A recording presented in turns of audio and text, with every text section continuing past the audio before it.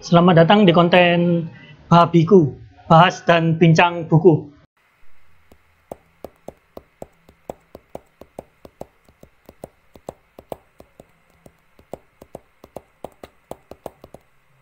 Pada kesempatan kali ini, saya bersama dengan Mas Ahmad akan mengulas buku yang berjudul Teach Like Finland atau Mengajar Seperti Finlandia dari Timothy D. Walker.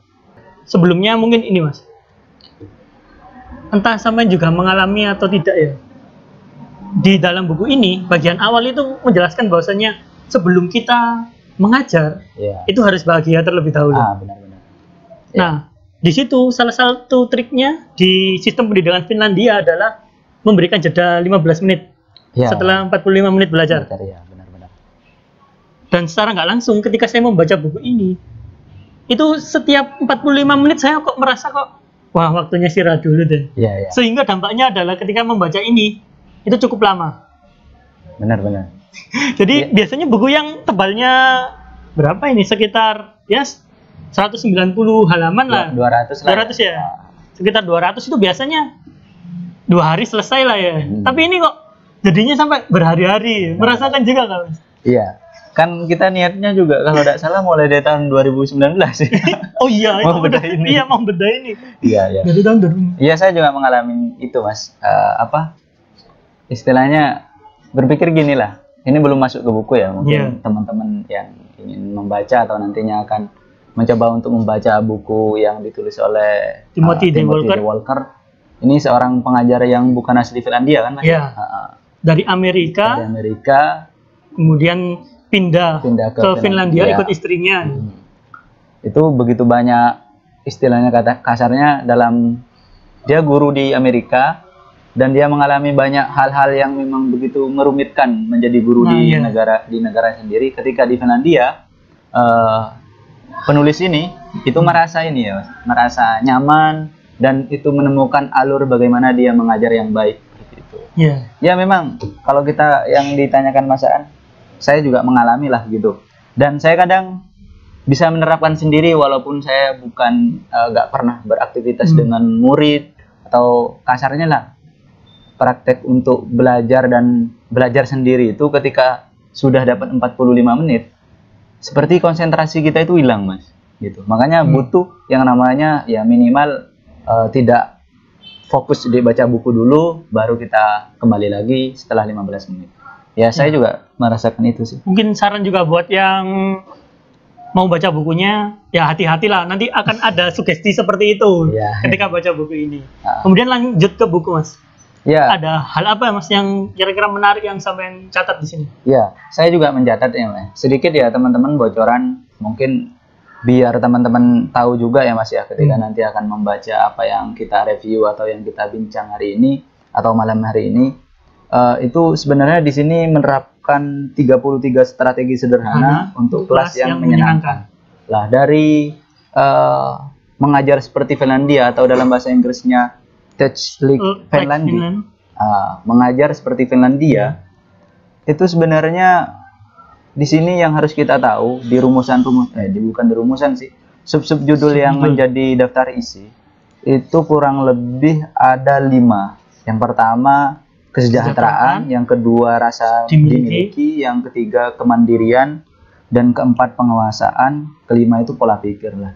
Sebenarnya di sini penulis itu sebenarnya ingin menyampaikan bahwa sebelum kita belajar atau kita mengajar di situ, yang pertama itu kesejahteraan. Dan dalam benak pikiran saya, kesejahteraan seperti apa yang harus kita dapatkan seperti itu Mas, yang menjadi pertanyaan awal ketika saya biasanya baca belakangnya Finlandia mengejutkan dan yang kita tahu kan memang pendidikannya PISA itu mengatakan bahwa pendidikan terbaik di dunia sampai sekarang itu Finlandia gitu.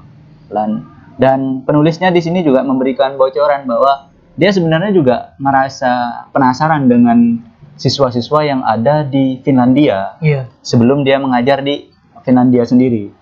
Ketika dia istilahnya bertanda tanya apa yang menjadi khas dan hal yang menarik di Finlandia dalam sistem pendidikannya. Sebenarnya memang kalau kita ingin membahas, sebenarnya ini membahas sistem sih, sistem pendidikan di sana, di mana penerapannya.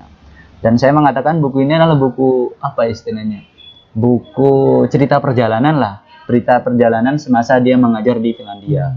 Dan menurut saya kalau ingin menjadi guru ya bisa dijadikan buku rujukan, buku wajib sepertinya. Buku wajib lah gitu. Karena di sini memiliki relevansi lah kalau kita pelajari di Indonesia, Mas, gitu. Kalau mengenai buku inilah hal-hal yang berkesan yang saya tangkap ya. Sebenarnya saya mencatat di buku-buku yang lain. Di sini sebenarnya memang pertama itu sistem. Yang kedua tadi sudah diberi bocoran sedikit bahwa pembelajaran di Indonesia ini memiliki kecenderungan berbeda.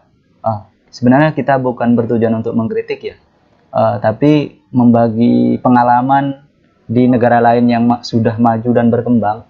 Sebenarnya di Indonesia sebenarnya sistem ini kalau kita tarik ke belakang, Ki Hajar Dewantara itu sudah istilahnya apa ya? Sudah ada, cuma secara apa ya istilahnya? Secara ini, Mas, secara tersirat lah.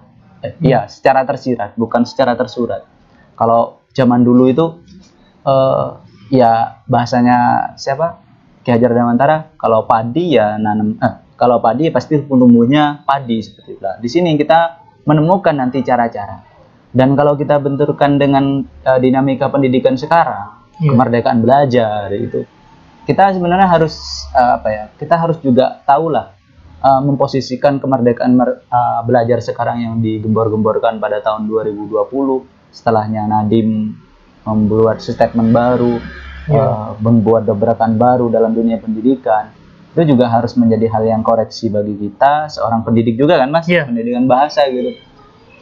Dan mengingat dengan istilahnya Pak Prof juga sih, kemerdekaan belajar itu sebenarnya bukan sistem atau bukan tujuan. Kalau kemarin ikut seminarnya Prof Joko Saryono, Prof Joko itu bilangnya gini, kemerdekaan belajar ini sebenarnya bukan sistem gitu, tapi bukan sebuah tujuan, tapi ini adalah cara gitu. Lah, di situ kita mengambil menarik ya. Kalau kita benturkan dengan buku ini, menarik juga, Mas. Karena di sini seorang guru, di sini juga menyinggung ya. Seorang guru tidak ditekan untuk selalu mengajar. Di sini kan juga ada senggang di mana guru itu saling berinteraksi dengan guru yang lain. Itu yang menarik kan, menjadi evaluasi secara tidak sadar. Bahkan kayak menjadi sistem bahwa seorang guru itu sering-sering lah ngobrol dengan guru-guru yang lain lah. Di situ kayak saya memikirkan seperti ini. Kalau di negara kita ya mungkin saya juga tidak terlalu dalam mengenai guru-guru, tapi pengamatan itu memang perlu, Mas, gitu. Ya mungkin kalau kita nanti terjun di situ, ya moga-moga bisa menerapkan seperti itu. Jadi pertama itu kemerdekaan belajar seorang gurunya dan kemerdekaan belajar dari seorang murid seperti itu. Di sini yang saya temukan kalau kita kontekskan dengan sekarang, Mas. Tapi sebelum saya ada kemerdekaan belajar, sebenarnya di sini sebenarnya sudah ada istilah penerapan seperti itu. Penerapan yang memang sekarang itu menjadi gembor-gembor gitu. Sehingga di dinamika sekarang banyak yang salah persepsi gitu. Bahwa kemerdekaan belajar ini adalah sebuah sistem yang harus memang dibangun dari dalam gitu. Ternyata tujuan gitu. Itu salah persepsi. Sebenarnya ini sebuah istilahnya cara bagaimana kalau sistem otomatis kan dibangun dari dalam, Mas. Dibangun seperti inilah. Kalau bahasanya Pak Prof ini adalah cara aja gitu, cara. Nah, kalau untuk sistem itu akan merombak, dikhawatirkan. Kalau merubah sistem dikhawatirkan ya 5 tahun sekarang menjadi menteri yang sudah merombak semuanya itu bisa, tapi yang melanjutkan ke depannya ini kan butuh proses panjang gitu. Apalagi dengan sistem kalau zaman dulu kan cuma menambahi Pak Muhajir menambahkan full day dan sebagainya, bisa diterapkan bisa tidak. Kalau sekarang dipukul rata dengan seperti itu tidak. Kalau bahasanya Pak Prof itu pesimis dengan kalau ini dijadikan sistem, tapi kalau menjadikan tujuan untuk merdeka belajar itu adalah hal yang perlu kita apa istilahnya gembor-gemborkan dan harus kita terapkan gitu Mas. Tapi saya setidaknya ini, kalau saya sementara ini masih melihat si Nadiem ini dengan etikatnya yang baik, tujuannya masih baik gitu. Dengan bagaimana ini rencananya nanti UN mau dihapuskan, diganti dengan penilaian kinerja yang itu bukan menilai siswanya, tetapi menilai sekolahnya. Yang mana itu nanti bukan ABC-an lagi. Oh iya. Nah nanti kan juga disinggung juga di sini. Nanti kita bahas secara lebih detail di sini di bab-bab akhir nanti lah.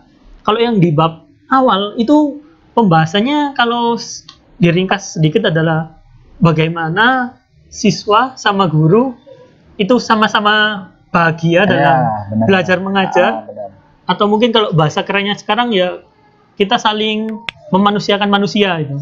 Humanis. Iya, lebih humanis karena jangan sampai kita memforsir siswa yang itu berlebihan. Benar. Dan secara nggak langsung kalau kita memforsir siswa yang berlebihan, guru pun sebenarnya juga capek loh di situ. Benar. Nah, saya sendiri juga kemarin waktu PPL praktek ngajar di sekolah itu di SMA itu saya merasakan hal yang sama di sini seperti yang dijelaskan mungkin di sekolah-sekolah Amerika kalau di sini. Jadi ketika sudah mulai sore itu murid-muridnya sudah seperti zombie. Jadi kayak udah kelelahan gitu. Dan menariknya lagi di sini tuh dijelaskan kalau di Amerika mungkin ya sampai jam 3 sekitar jam 3-an ya. Nah kalau di Finlandia itu mereka jam 2 sudah pulang. Kadang saya berpikir gitu, jam 2 pulang. Ini tingkat SD gitu. Saya mikirnya, di Indonesia kan juga kalau yang kelas-kelas rendah jam 2 juga pulang gitu. Tapi ternyata ketika saya ulik lagi, di Finlandia ini mulai belajarnya itu jam 9, Mas.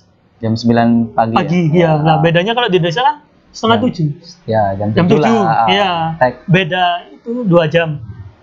Nah, di sini akhirnya saya merasa, oh iya sepertinya memang sangat santai ya belajar di sana. Ya juga gini Mas, dari sistem itu kan istilahnya yang penerapan di dalam sekolahan ya.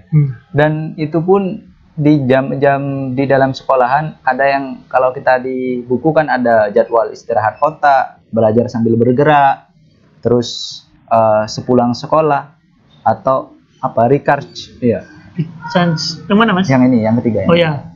Terus menyederhanakan ruangan, terus menghirup udara segar, masuk ke alam liar, menjaga kedamaian. Lah, di sini kayak kalau kita ulik ya, maksudnya yang kalau kita bahas secara detail, kesejahteraan awal yang menjadi tujuan dalam pendidikan itu ya memang tidak lain dan tidak bukan otak kita itu harus memiliki apa ya istilah, refresh gitu Mas. Ya kalau di Indonesia kan kayak ya saya kadang berpikir gini, kita kacamata kita harus luas juga ya. Bagi orang-orang anaknya pejabat, otomatis yang istilahnya jam 7 orang itu keluarganya dan semuanya harus berangkat, itu harus bareng-barengan gitu. Lah itu yang menjadi kritik kita bahwa harus dibedakan jamnya orang yang dewasa dengan orang yang yang istilahnya masih anak-anak gitu. Sedangkan kalau anak-anak itu selaras dengan ini juga mengajar seperti Finlandia, istilah untuk kelas yang menyenangkan. Jadi kalau saya bertujuan gimana pembelajaran di situ bukan hanya memberikan pengetahuan tapi hal menyenangkan dulu. Kalau bahasa-bahasa humorisnya bahasa-bahasa romansianya itu kan kita harus cinta dulu pada apa yang kita tempati dulu, baru kita berbicara pengetahuan gitu. Di situ sih menjadi kritik kita atau kritik terhadap pendidikan kita sih gitu. Sebelum dijejali sesuatu yang banyak itu harus nyaman dulu ya. Nyaman dulu, seneng dulu. Kalau bahagia kan istilahnya ya kita duduk di sini. Kalau kita tidak bahagia kan otomatis ngobrolnya juga tidak enak. Itu logika sederhananya sih dalam dinamika apa istilahnya pendidikan di Indonesia. Dan saya juga berpikir gini, kita untuk sekelas anak itu jangan berbicara pengetahuan terlebih dahulu, tapi bagaimana pembicaraan kita itu bisa diterima oleh mereka dulu. Setidaknya kalau pembicaraan kita tidak diterima, minimal kita dulu Mas yang diterima di dalam kelas itu, menjadi humor, menjadi enak, menjadi istilahnya apa ya, luas mereka dia ngobrol satu sama lain. Bahkan di sini juga saya mencatat ya bahwa di situ ada tradisi bahwa seorang guru itu nunggu di depan kelasnya, menyambut sambil dia ngobrol-ngobrol dengan siswanya. Istilahnya apa ya? Dia sebenarnya membentuk bahwa guru dan murid itu tidak ada bedanya di luar konteks pembelajaran. Istilahnya membuat nyaman terlebih dahulu. Bahkan di sini guru yang itu dia mengatakan untuk melakukan sebuah pendekatan yang paling sederhana yang dia lakukan itu menunggu muridnya ketika sebelum masuk kelas, dan dia seperti mengajak humor lebih dulu, Mas. Ya. Di pendidikan kita kadang tidak menemukan itu. Mungkin ditemukan di masa-masa TK, PAUD dan sebagainya. Itu masih ada karena perkembangan. Kalau saya pribadi ini sedikit cerita ya memang tidak ada itu, Mas. Apalagi setingkat SD, SMP dan SMA gitu. Ya SMP dan SMA terutama.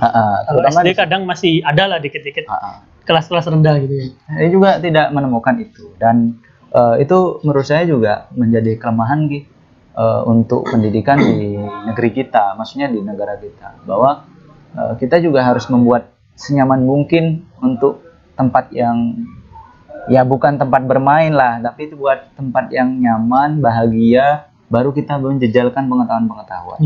Itu sih yang saya dapatkan. Oh ini juga, Mas, yang saya dapatkan bahwa di luar sekolah sebenarnya Finlandia itu memiliki kecenderungan yang berbeda dengan negara-negara lain. Yang pertama, yang mereka tekankan kan ada 3 kalau tidak salah, matematika, sains, apa lagi satunya. Di buku-buku yang wajib di luar sekolah itu dipelajari, Mas. Sehingga gini, kan yang menjadi pertanyaan besar, penelitian PISA itu mengapa Finlandia dinobatkan pendidikan paling maju di dunia. Sebenarnya ketika umur 15 tahun, ketika dites oleh PISA, ketika dia menjelaskan bahwa sistem pembelajaran di Finlandia itu dengan baik dan benar, itu parameter pengukurannya, Mas. Itu juga bisa terjadi di Indonesia. Ketika di Indonesia ini juga bisa menerapkan dengan itu, bukan pembelajarannya, tapi kasarnya gini, kayak saya kuliah lah gitu. Ketika saya dites istilahnya gimana pendidikan yang baik di dalam kelas lah, saya itu menjelaskan bahwa pendidikan yang baik di kelas itu seperti ini sesuai dengan guru yang diajarkan. Lah, itu yang menjadi penelitiannya PISA sampai menobatkan Finlandia itu menjadi negara yang baik dalam pendidikannya. Jadi siswa yang berumur 15 tahun yang mampu menjelaskan sistem belajar dan mengajar di dalam kelas itu dianggap sukses, Mas.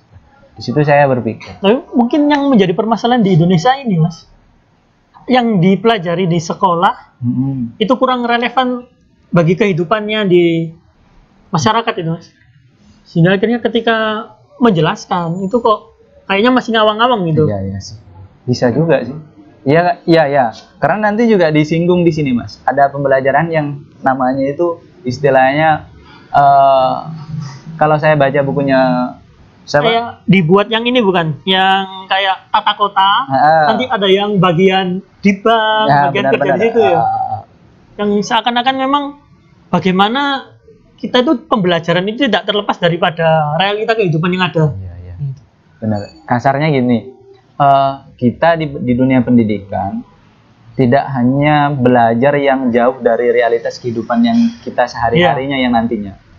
Saya juga gini, Mas. Akhir-akhir ini kadang saya berpikir juga sih. Pendidikan yang saya geluti, terus pendidikan mulai dari ini, ketika kita benturkan dengan realitas yang ada, tapi memang tidak bisa dipungkiri lah. Setiap pendidikan itu memberikan nilai-nilai yang adinuhum yang berbeda-beda kalau saya berpikir gitu. Setiap pengetahuan pasti ada nilainya, ada nilai plus yang harus kita syukuri dari orang-orang yang non pendidikan gitu. Cuma yang saya pikirkan kadang gini, kita belajar pendidikan bahasa dan sastra Indonesia lah sederhananya gitu. Kita gelut berbicara dengan teori dan begitu banyak. Nah, tapi kadang karena kita di pendidikan ya memang fokus di pendidikan, tapi kita kadang tidak mengalami kebablakan ketika kita bersentuhan dengan masyarakat langsung, Mas, mengenai disiplin ilmu yang kita gunakan gitu. Ya kalau saya sih istilahnya masih bersyukur dengan teman-teman, istilahnya mencoba untuk dengan teman-teman istilahnya diskusi gimana caranya ini mencarikan solusi. Ya setidaknya pembicaraan yang kita buatlah itu menjadi penerima oleh masyarakat gitu. Dan yang menjadi kebingungan kan, kadang kita gini belajar tentang sebuah teori. Nah, teori itu ketika benturkan dengan realitas, khususnya perteorisan teori belajar sastra telah gitu. Ketika kita benturkan dengan realitas, kita kadang kebingungan, Mas. Apa yang harus kita ambil dari teori yang kita pelajari? Nah, di situ kadang apakah kita hanya bergelut dengan sastra dan kita akan menjauh dengan realita apa seperti apa? Nah, di situ yang belum kita temukan dan mengambil kesimpulan lagi bahwa pendidikan yang kita geluti kadang hanya menciptakan sebuah kritik-kritik yang memang ada di dalam sistem, tapi tidak mampu bisa terjun di masyarakat dan itu bisa membaur dan belum tentu itu bisa diterima oleh masyarakat ketika nantinya. Kalau kita tidak memang betul-betul mencoba untuk istilahnya mengorek-ngorek sendiri bagaimana kita diterima, oh teori sastra ini sebenarnya ketika dibenturkan dengan realitas, oh dari sisi ininya bisa diterima, oh ketika saya bisa membuat puisi yang seperti ini di realitas bisa berguna lah. Itu sih impact seperti itu yang kalau di kita kadang jauh, Mas, dengan realitas. Benar kata sampean tadi itu. Saya sendiri kalau keresahan saya, Mas, belakangan ini tuh gara-gara kita kuliah jurusan pendidikan bahasa dan sastra Indonesia.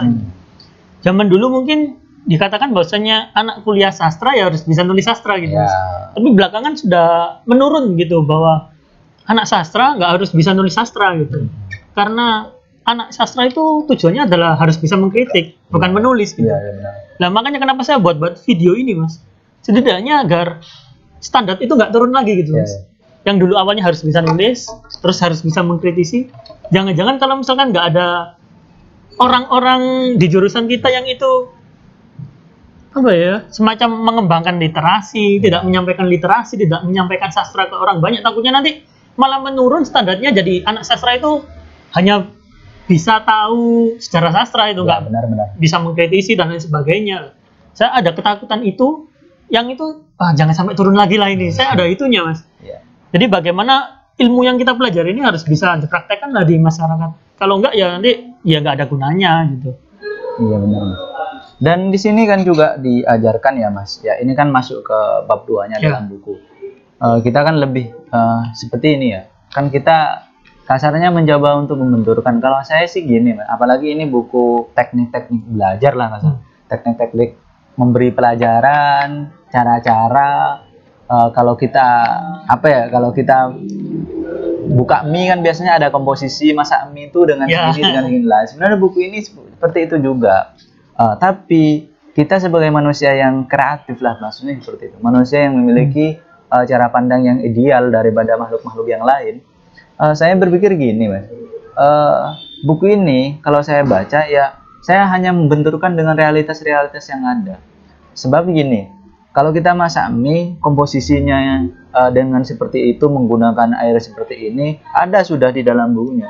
Tapi di dalam realitas, pasti itu tidak akan sama dengan apa yang ada di dalam komposisi yang sudah ditentukan oleh orang yang membuat mie. Karena seperti itu kan. Itulah kelebihannya manusia. Saya pun membuat mie paling kalau nggak darurat, saya kremes dulu. Kalau darurat, saya kremes dulu. Kalau sudah istilah keburu terlalu lapar, saya langsung berikan air terus rendem, bisa dimakan ya, alhamdulillah tidak ada apa-apa ya. Kalau lihat komposisi kan menggunakan air segini harus mendidih dan sebagainya. Air dididihkan dulu. Di situ sih menurut saya kekreatifan kita. Maksudnya saya menganalogikan itu ke dalam realitas sosial kita yang memang pertama kemerdekaan belajar yang sekarang menjadi gembor-gembornya itu ya. Seorang pendidik kita juga harus tetap istilahnya memberikan punya pedoman dan tolok ukur yang memang sekiranya relevan dengan realitas gitu. Iya. Dan kekreatifannya gini juga Mas ya. Kegelisahannya sampean sebenarnya hampir mirip dengan saya, cuma kalau saya ya memang itu yang saya pikirkan. Karena saya juga masih belum bersentuhan dengan istilahnya dunia pendidikan, walaupun saya juga lulusan pendidikan gitu. Di sini juga sebenarnya di bab 2-nya itu berbicara tentang rasa memiliki. Kalau kita di dalam buku ini mengenal setiap anak, itu kan secara tidak langsung kita harus istilahnya berinteraksi dengan anak itu, bagaimana kita menyebutkan anak itu tersebut sebagai rasa rasa ya saya itu punya kedekatan emosional dengan guru, dan guru pun dan anak itu juga beranggapan seperti itu. Dan guru ketika sudah kedekatan emosional sudah terbentuk, otomatis kita berbicara itu masih lebih mudah Mas. Sama halnya gini lah, saya sama sampean kan dekat, otomatis saya hanya berbicara, Mas saya lapar, otomatis sampean kan langsung berpikir, oh berarti ini nggak punya uang, nah dibelikan lah. Mas, saya besok nggak bisa kemana-mana karena saya nggak bisa keluar. Kenapa Mas? Karena saya nggak ada motor. Berarti dia ngajak bareng lah. Di situ tuh menurut saya ini menjadi kalau kita benturkan dalam dunia pendidikan, rasa memiliki seperti itu.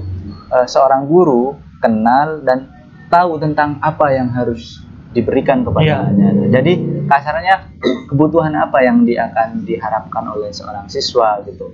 Apakah ketika dia 20 menit sudah mengalami kejenuhan, otomatis harus ada harus ada rasa-rasa menghibur untuk tetap anak itu bisa bangkit lagi semangatnya. Karena kalau kita lihat ya, kalau orang-orang dewasa dalam berpikirnya itu pasti berbeda gitu. Tapi kalau anak kecil itu tetap kebahagiaan yang menjadi tolak ukur utama. Karena bermain itu menjadi hal yang paling menyenangkan gitu, hal yang paling tidak ada lainnya lagi gitu.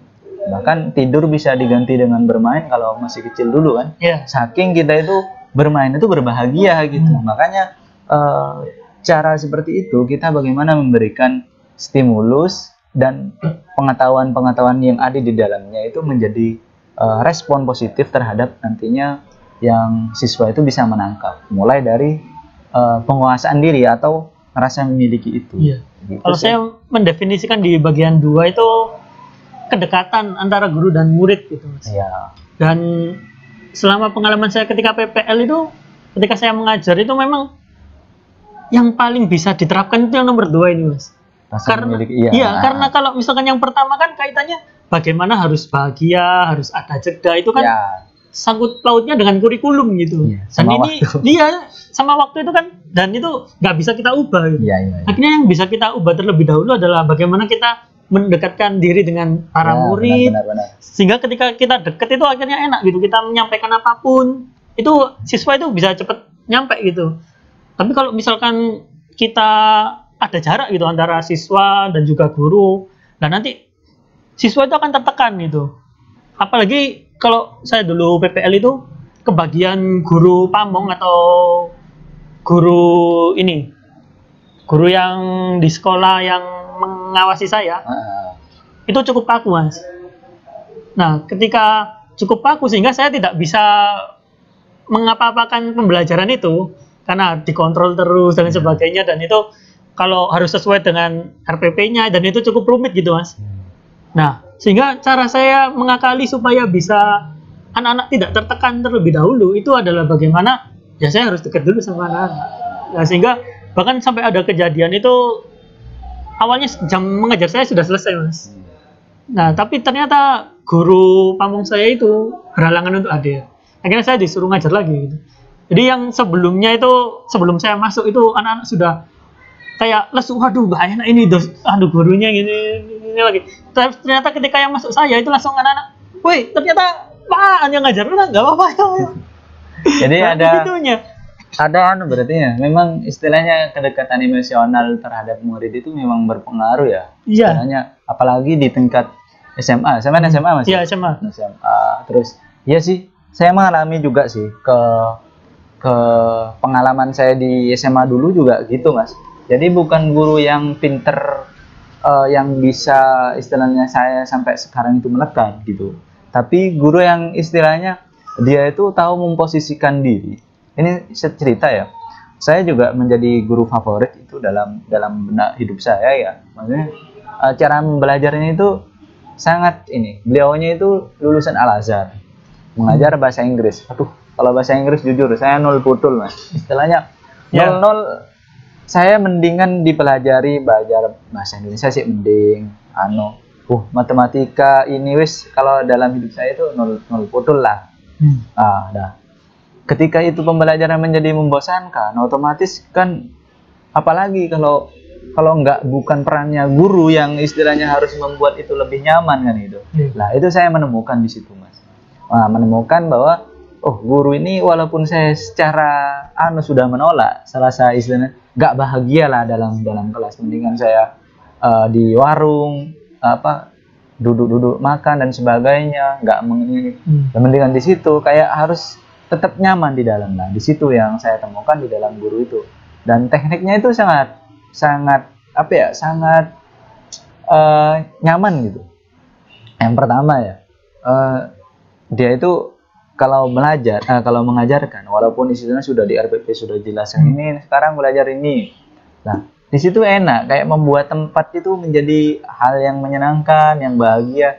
Nanti kan kalau kita main todong untuk suruh baca, otomatis kan nggak mungkin karena bahasa Inggris dan ada yang bisa. Tapi beliaunya itu kayak membuat siapa yang mau bercerita dan beliaunya yang menceritakan.